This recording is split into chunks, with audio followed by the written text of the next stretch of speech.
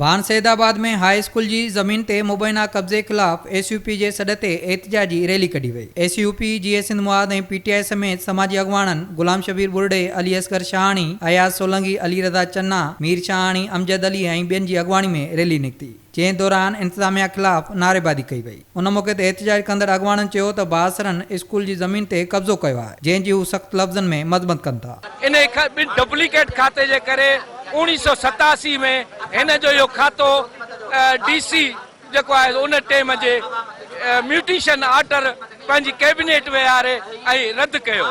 उहा अफ़सोस जहिड़ी ॻाल्हि आहे त हुकुमरान तबका जेके हिन वक़्तु हावी आहिनि या बालिका आहिनि उन्हनि इनखे संजीदे न वरितो आहे।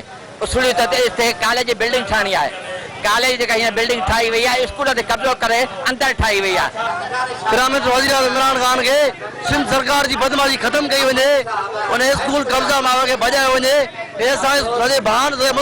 कराची जे सिंध जे बेटनि वारे मसइले ते रिएक्शन ॾेखारियो।